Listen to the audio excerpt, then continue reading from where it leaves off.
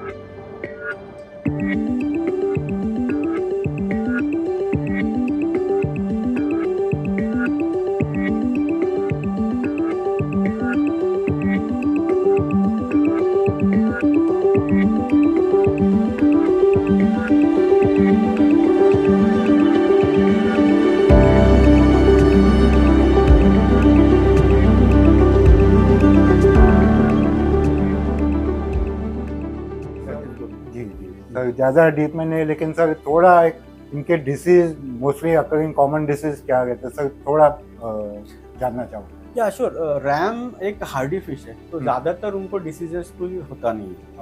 Mostly हम लोगों ने देखा है उसमें एक सबसे कॉमन है ब्लोट, जो वाटर क्वालिटी और फूड से होने का चांस है। आप अगर ज़्यादा ब्लड वर्म्स वगैरह दे रहे हैं उनको, या कोई ख़राब सोर्स से ट्यूबिफेक्स वगैरह दे दिया, तो उसमें इंटरनल पैरासाइट या इंटरनल बैक्टीरियल इन्फेक्शन हो सकता है उसको। इंटेस्टाइन चोक होने से भी ब्लोट हो सकता है, तो that is the most common problem. Water quality खराब होने के बाद उनको हेक्सामेटा भी हो सकता है, होल इन द हेड, उसका advance stage hole in the head है।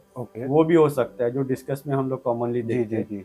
तो वो एडवांस बेसिकली वो बैक्टीरियल इन्फेक्शन होता है। वो जो एडवांस स्टेज में जाता है तो आपको वो उसके हेड में होल्स दिखेंगे। तो that is a very later stage. तो उससे पहले इन्फेक्शन चालू हो गया। तो होल इन द हेड हो सकता है उनको। एक्चुअली आपको जो होल दिखते हैं उनके हेड में, तो वो एक एडवांस स्टेज होता है हेक्सामेटा का। बेसिकली सबसे पहला सिम्टम जो होता है उसका, तो उसका कलर्स जो है ना वो पेल होता जाएगा, स्लगिश होगा फिश, ज़्यादा एक्टिव नहीं रहेगा, और थोड़ा एडवांस स्टेज में खाना भी छोड़ देगा वो जी। तो that is a very sure short sign की हेक्सामेटासिस है। उसमें आपको सबसे पहला काम करना है, आपका अगर प्लांटेड टैंक है या कम्युनिटी टैंक है, तो सबस्ट्रेट और फिल्टर साफ करके आपको वाटर चेंज करना है। तो वाटर क्वालिटी सबसे बड़ा रीज़न होता है हेक्सामेटा होने का। जो लेफ्ट ओवर फूड या डेब्री, रॉटिंग डेब्री होता है, उससे होता है वो। आपका फिल्टर खराब होगा तो भी होने का चांसेस ज़्यादा है जी। बेयर बॉटम में वो चांस कम है। आप बिल्कुल भी साइफर नहीं करते, ओवर फीडिंग करते तो ही हो सकता है। यूजुअली हमारे इधर तो हेक्सामेटा होता नहीं है। आई डोंट रिमेम्बर 3 साल में एक भी केस आया है। लेकिन प्लांटेड में या कम्युनिटी टैंक में होने का चांस है ज़्यादा। तो उसमें ज़्यादातर आपको पानी साफ रखना है और फीडिंग अच्छा करेंगे, ओवर फीडिंग नहीं करेंगे तो होने का चांस नहीं होता नॉर्मली। लेकिन अगर होता है तो आपको मेट्रो वगैरह वो ट्रीटमेंट आपको देना है, जो नॉर्मली हेक्सामेटा को दिया जाता है जी। उसके अलावा बहुत रेयर केसेस में बहुत ही ओवर क्राउडिंग है और कोई बाहर से अपने फिश इंट्रोड्यूस किया तो ड्रॉपसी होने का चांस है उनको। बहुत रेयर केस में। लेकिन पानी बहुत ही ज्यादा गंदा या आपने बहुत बाहर से कोई इन्फेक्टेड फिश इंट्रोड्यूस किया तो ही उनको हो सकता है, लेकिन यूजुअली तो होता नहीं है। तो ब्लोट से आपको ड्रॉपसी जैसा सिम्टम दिखने लगेगा, लेकिन उसका रूट कॉज तो ब्लोट ही रहेगा, तो आपको ब्लोट के लिए ट्रीट करना जी।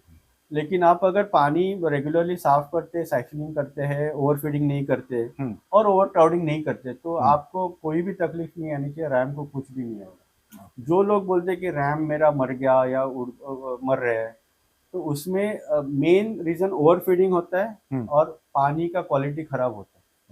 वही मेन रीजन होता है। Otherwise RAM is a very hard fish, ज़्यादा कुछ होता नहीं। सर आपने बताया था, देखा जाता है बैक बॉटम, और आपने जब स्टार्टिंग में बताया था कि वो प्लांटेशन में दे शो द ट्रू कलर्स, तो मतलब सर क्या बैक बॉटम में इतना वाइज उसका रीजन क्या है? उसका रीजन कैसा होता है, मतलब में ये जो डॉफ सिक्लिड्स है, तो रैम्स भी एक डॉफ सिक्लिड ही है। आप कोई भी दूसरे डॉफ सिक्लिड्स लाइक एपिसोग्रामा वगैरह लो, हाँ। उनका वही है, उनका जो ऑप्टिमम कलरेशन है हाँ। वो उनके जो नेचुरल हैबिटेट में ही डिस्प्ले होता है वो। ओके। उनका नेचुरल हैबिटेट क्या है, थोड़ा सा टैनिन्स वाला पानी, हाँ। वेजिटेशन या रॉक्स या वुड वगैरह, वो उनका हैबिटेट है। उनके हैबिटेट में उनका बेस्ट कलर दिखता है आपको। बेयर बॉटम में उनका हैबिटेट रेप्लिकेट नहीं होता तो आपको बेस्ट कलर्स नहीं दिखेंगे। ओके। तो हम लोग नॉर्मली ग्रो आउट के लिए display tank sorry grow out के लिए हम लोग बेयर बॉटम ही रखते हैं, क्योंकि वो मेंटेनेंस के लिए अच्छा रहता है। जी जी जी। आपके पास 100 या 200 रैम्स है बेबीज और उनको ग्रो आउट करना है, आपको फास्ट ग्रो करना है, तो बेयर बॉटम अच्छा रहता है साइफन के लिए, वाटर चेंज के लिए। जी लेकिन आपको ऑप्टिमम कलर्स देखने तो प्लांट्स तो चाहिए, जी। और आपको अगर मेंटेनेंस के साथ प्लांट चाहिए तो आई वुड रेकमेंड कि आप पॉट्स में प्लांट्स रखिए। हाँ। जैसे टेराकोटा के पॉट्स हुए, जी उसमें जी। आप थोड़ा सा प्लांटेड सॉइल डाल के हाँ। उसमें प्लांट्स रख सकते हैं, तो that will mimic their natural जी एनवायरनमेंट। जी जी। आप ये एक फील कंफर्टेबल इन। यस, तो आप एक दूसरा वुड डाल सकते हो उसमें। हाँ। थोड़ा सा आलमंड लीव्स या टैनिन्स के लिए कुछ अंदर डालेंगे तो that will replicate their natural environment. जी। तो वो उनका फिर नेचुरल कलर्स बाहर आते हैं उससे उभर के। तो उसके लिए अच्छा रहता है वो। नॉर्मली बड़े रैम्स के लिए, क्योंकि कस्टमर को देखना है उनका कलर्स नेचुरल होता है, तो हम लोग वो रेप्लिकेट करते हैं फॉर द डिस्प्ले टैंक, तो जी, उसमें जी। उनका कलर्स अच्छा दिखेगा। सही है सर।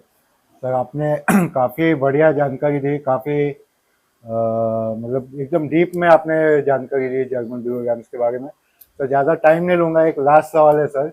कोई जो नया हॉबिस्ट है या अपकमिंग ब्रीडर है, तो वो अगर कमर्शियली रैम्स का ब्रीडिंग करना चाहेगा तो उनके लिए आपका क्या एडवाइस है?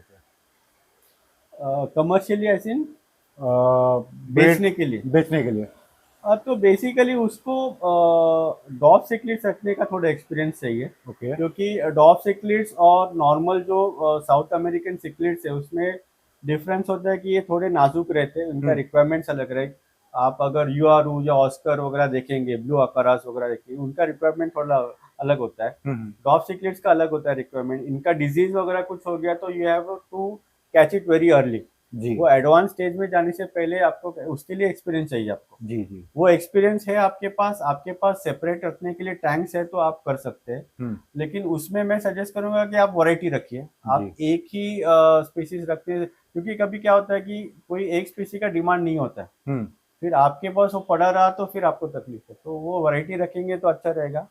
और मार्केट में भी आपको एक अच्छा रिक्वायरमेंट मिलेगा। ओके। और बेसिकली आपके पास फूड सोर्स का एक ये चाहिए, रेडिली अवेलेबल चाहिए, लाइक ब्राइन श्रिम्प हाँ या इन्फोसोरिया। हाँ। You should master that.